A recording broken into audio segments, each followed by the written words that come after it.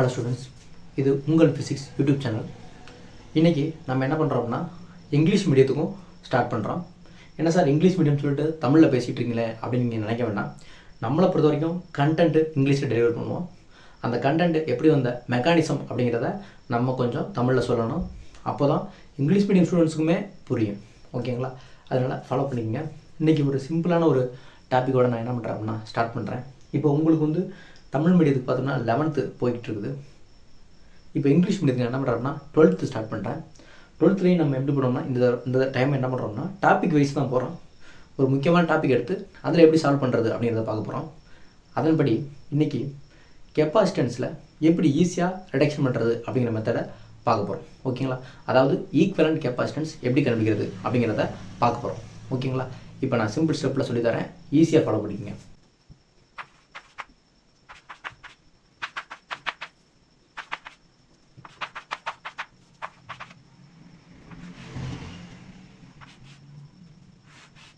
இந்த மாதிரி ஒரு சர்க்யூட் இருக்குது.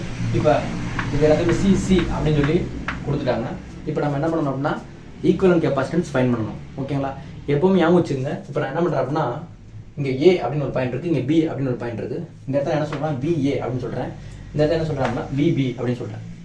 சேம் பொட்டன்ஷியல் மெத்தட் படி தான் போட போகிறேன். ஓகேங்களா? என்ன அர்த்தம்னா சேம் பொட்டன்ஷியலாக இருந்துச்சுன்னா அது பேரலில் கனெக்ட் பண்ணப்பட்டிருக்கும் அப்படிங்கிற மெத்தடை யூஸ் பண்ண போகிறேன். ரைட் பா?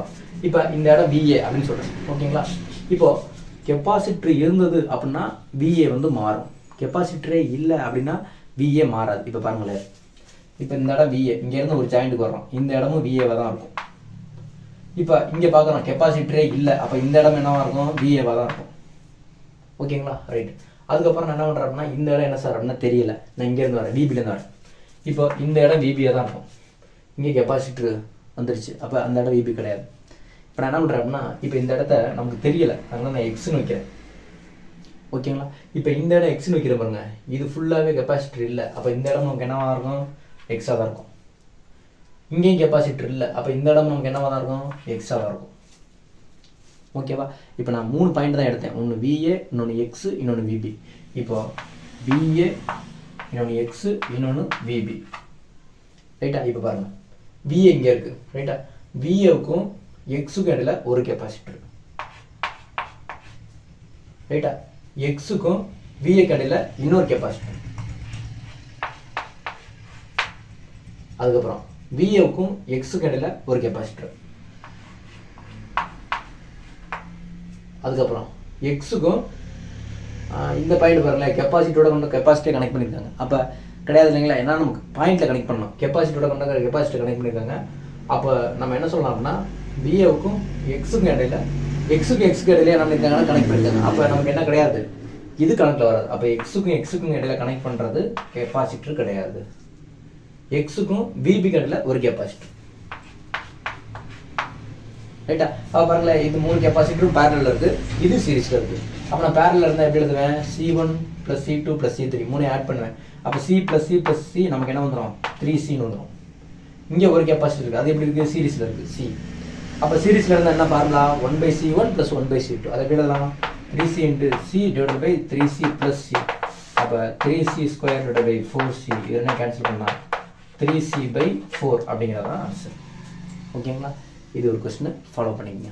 இப்போ இந்த கொஸ்டினில் ஈக்குவலன்ட் கெப்பாசிட்டன்ஸ் ஃபைண்ட் பண்ண சொல்கிறாங்க. நமக்கு என்ன தெரியும் அப்படின்னா AB அப்படின்னு கொடுத்தாங்கன்னா இந்த இடத்த என்ன எடுத்துக்கணும்? VAன்னு எடுத்துக்கணும். இந்த இடத்துல என்ன? VB.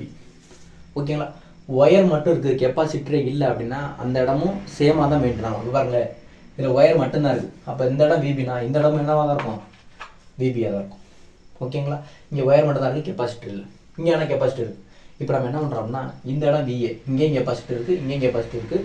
அப்போ சேஞ்ச் ஆகும். என்ன சேஞ்ச் ஆகும்? பொட்டன்ஷியல் சேஞ்ச் ஆகும். அப்போ நான் என்ன பண்ணுறேன் அப்படின்னா ஒரு முக்கியமான ஜாயிண்ட்டில் நம்ம என்ன பண்ணுறோம்னா எக்ஸ்ன்னு போடுறோம். இப்போ இங்கே முக்கியமான ஜாயிண்ட் யார்? இதை முக்கியமான ஜாயிண்ட், அப்போ எக்ஸ்ன்னு போடுறேன். ஓகேங்களா? இப்போ பாருங்களேன், VAவுக்கும் எக்ஸுக்கு இடையில ஒரு கெப்பாசிட்டர். VA, எக்ஸு, VB 3 எழுதிட்டேன். VAவுக்கும் எக்ஸுக்கு இடையில ஒரு கெப்பாசிட்டர். VAவுக்கும் VBக்கு இடையில ஒரு கெப்பாசிட்டர். ரைட்டா? எக்ஸுக்கும் VBக்கு இடையில ஒரு கெப்பாசிட்டர். ரைட்டா? எக்ஸுக்கும் VBக்கு இடையில இன்னொரு கெப்பாசிட்டர்.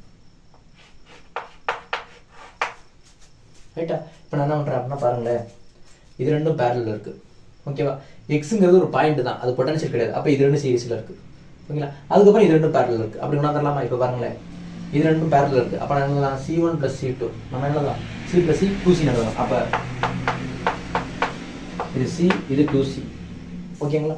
டிவைடட் பை இங்கே ஒரு C இருக்குது. அப்போ C × Cயும் எப்படி இருக்குது? பேரலில் இருக்குதா? அப்போ என்ன ஃபார்முலா பண்ணலாம்? 2C × C divided by 2C² formula போட்டோம்னா இந்த Cயும் 2C + C. அப்போ 2C² / 3C கேன்சல் பண்ணால் 2C/3. 2C/3 எதோட பேரலில் இருக்குது? Cயோட பேரலில் இருக்குது. அப்போ 2C/3 + C. அப்போ 2C + 3C/3 5C/3. ஓகேங்களா? பொறுமையாக என்ன பண்ணுங்க அப்படின்னா திரும்ப திரும்ப பாருங்கள், அப்போ தான் உங்களுக்கு புரியும். ஓகேங்களா? ஃபாலோ பண்ணிக்கோங்க. தேங்க்யூ.